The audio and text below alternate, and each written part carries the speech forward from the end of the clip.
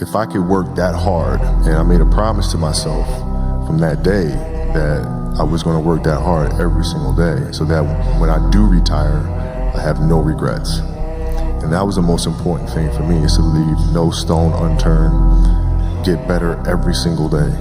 And if I lived that way, then over time, I'd have something that was beautiful. But that was my philosophy. It seems like a pretty simple one, but if you live your life to just get better every single day, you do that for 20 years, what do you have? Confidence is just truth. It's just being honest. And there's people who put on this false bravado of arrogance of being like, someone not winning, like, I'm going to show up and I'm going to win this Olympia. I know it in my heart. It's like, you don't know that. You're lying. It's not confidence. It's just a lie. Whereas when I've speak to myself truthfully and I'm like, I don't really know if I can do this. Like, I have doubt. I have fear. I just wanted X, Y, and Z. And I'm like, being honest, to me, that exemplifies real, true confidence. And you're being realistic with yourself. If you tell yourself you're going to do something you don't think you really can do, you're creating this gap between your beliefs and your reality, and it just creates more stress in yourself and an inability to perform, in my opinion. If we focus on one thing and do that one thing exceptionally well, we won't fail at that one thing. So sometimes you got to put the other stuff to bed and focus on what you believe is the core of the company, and that always starts from what you love to do the most. Compare yourself to who you were yesterday, not to who someone else is today. Yes. Because you need to have a hierarchy of improvement. You need to be aiming for something, and that means you're going to be lesser than people who've already attained along that dimension. Yes. And that can give rise to envy. So the question is, who should you defeat in the final analysis? And the answer is, you should defeat your former self.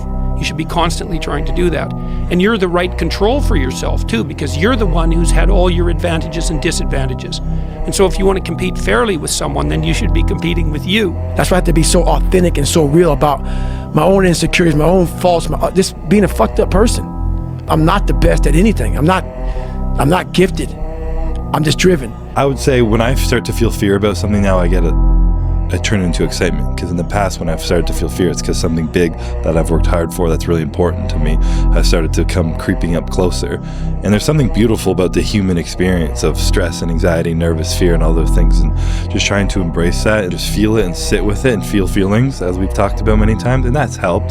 But there's another level of giving it the validation that it deserves, the feeling, the validation it deserves, and that, to me, that's being able to vocalize it out loud. The purpose is always there.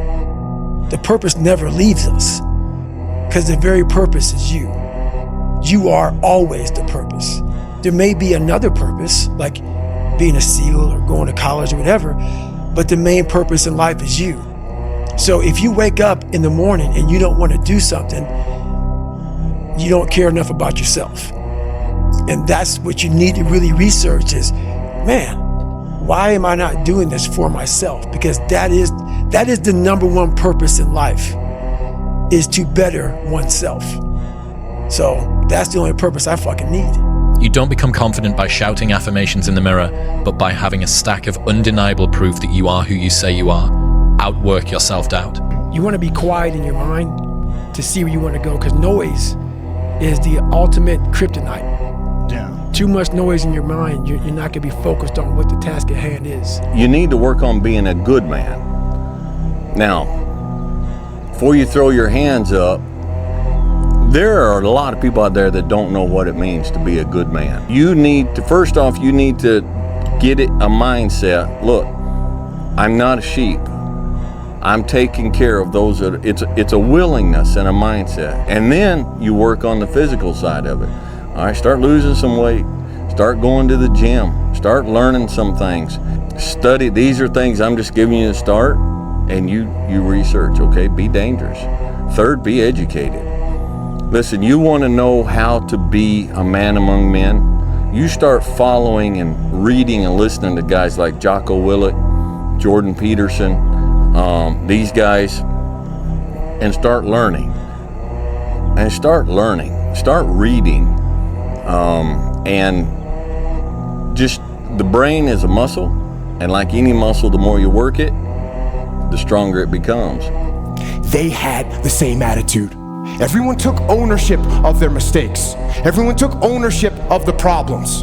And when a team takes ownership of its problems, the problems get solved. And that is true on the battlefield, it is true in business, and it is true in life. So I say, take ownership. Take extreme ownership. Don't make excuses. Don't blame any other person or any other thing. Get control of your ego. Don't hide your delicate pride from the truth. Take ownership of everything in your world, the good and the bad. Take ownership of your mistakes, take ownership of your shortfalls, take ownership of your problems, and then take ownership of the solutions that will get those problems solved. Take ownership of your mission. Take ownership of your job, of your team, of your future, and take ownership of your life. And lead. 100%. I had this idea called the reverse role model. So in a lot of places, people might grow up and not have good role models around them. You know, like it would be great if I had someone that was my hero that could tell me how to be X, good in school, well with work, fantastic in relationships, whatever it might be. And a lot of people don't grow up with that. Right. And what I realized was, because that was me in part from where I was from, but I realized there was a lot of people that I got to see that were like the sort of person I didn't want to be like. Right. And that was the reverse role model. So I could look around and I could say, well, I really don't want his relationship with his wife. And I hate the way that he is using alcohol to get over the problems in his life. He doesn't have any integrity or tell the truth. She is a liar and a backstabber and a gossip. And the thing is that you can actually achieve a lot of success in life by avoiding failure. Like most success in life actually is avoiding failure. Yes, you need to be able to be competent, but first you need to not get out of the race. That's the 1 second decision, right? You need to not lose before you can win. Right. And the reverse role model is you weaving your way through a selection of people that you don't want to be like. And I think that you can get an awfully long way just by doing that.